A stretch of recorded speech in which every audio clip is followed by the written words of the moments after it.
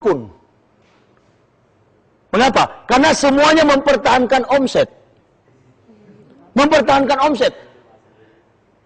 Semuanya berdasarkan dari dasar teologi Kristen tentunya.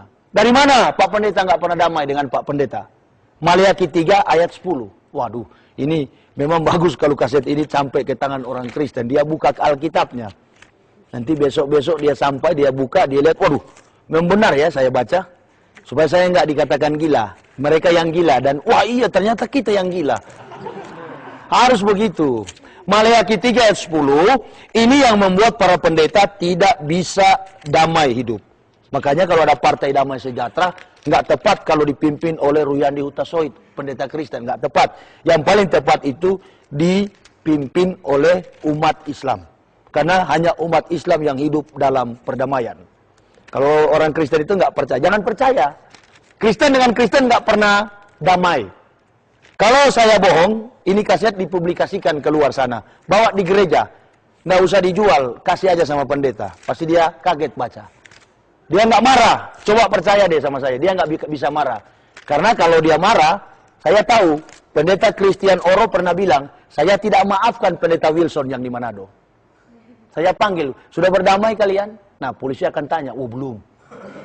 Benar apa yang saya katakan.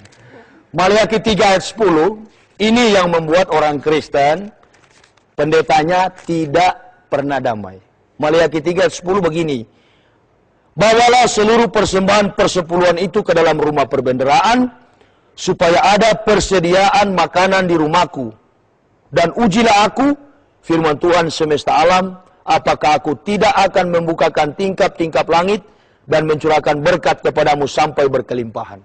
Ini diimani oleh orang Kristen, kalau dia beri ke pendeta 100, dia akan dapat 1 juta.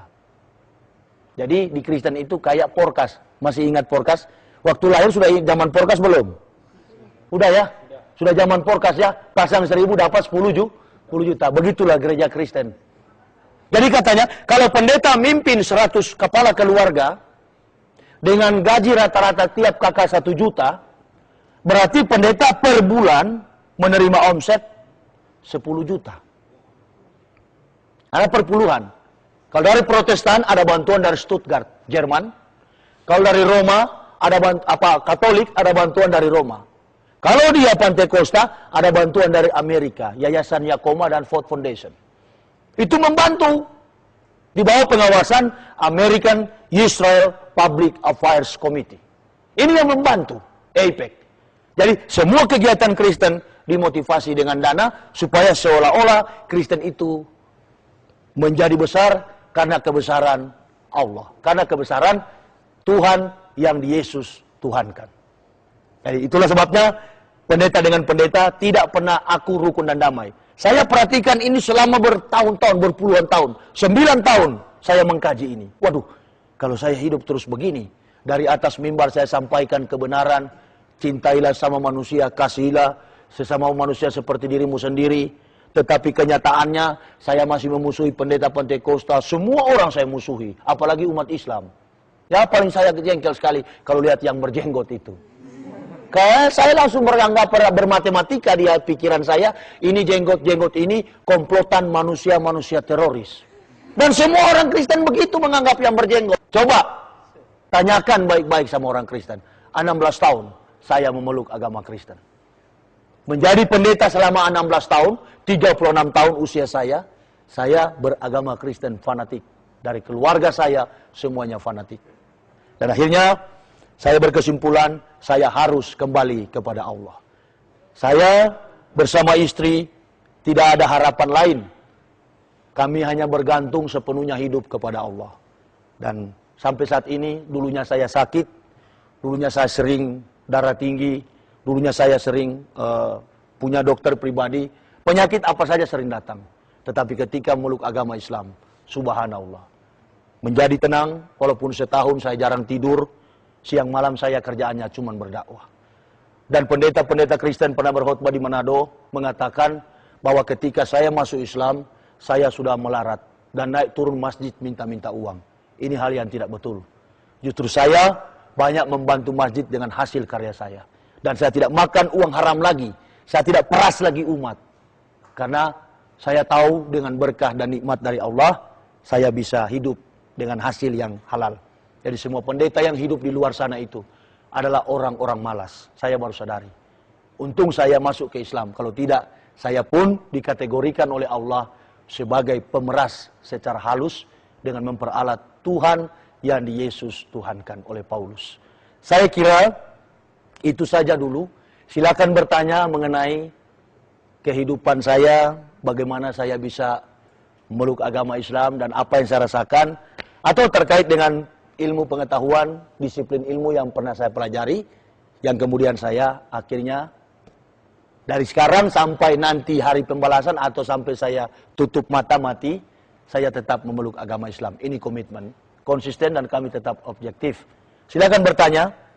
Saya berikan waktu sepuas-puasnya barangkali ya, sesuai dengan petunjuk yang ada. Silakan.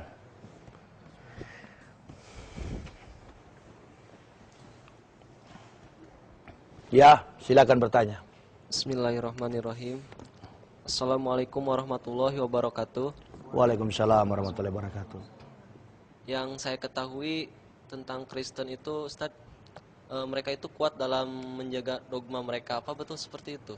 Terus yang kedua, pengalaman Ustadz sebelum masuk Islam itu gimana, Ustadz? Baik. Terima kasih, Ustadz. Assalamualaikum warahmatullahi wabarakatuh. Waalaikumsalam warahmatullahi wabarakatuh. Saya akan jawab dulu ya. Orang Kristen kuat mempertahankan dogma hanya dipengaruhi oleh 2 ayat. Yang lain-lain itu tinggal tambahan. Kalau kita dapat berfilsafat dan meruntuhkan 2 ayat ini, maka orang Kristen tidak akan bertahan untuk memeluk agama Kristen lagi. Perhatikan ayat-ayat itu. Tulis. Yohanes pasal 3 ayat 16. Ini ayat-ayat yang kuat yang dipertahankan oleh orang Kristen. Dan saya akan jelaskan. Yohanes 3 ayat 16, tanpa Bible pun saya tahu bunyinya. Karena memang itu Alkitab itu sudah di sini sama saya. Makanya pendeta-pendeta di Indonesia ini pernah saya kirim surat di PGI, Persekutuan Gereja Indonesia, untuk diajak debat. Semuanya bilang berdiam diri adalah emas. Mereka nggak berani. Karena dari sekian banyak orang sinting, saya yang paling sinting. Maka Allah bilang, ya sudah, karena itu yang paling berat sintingnya disadarkan dulu. Yang lain biar aja dulu, nanti sudah stadium 4 baru disembuhkan. Yohanes 3 ayat 16 bunyinya begini. Ini yang orang Kristen kuat mempertahankan dogmatika gereja atau ajaran gereja.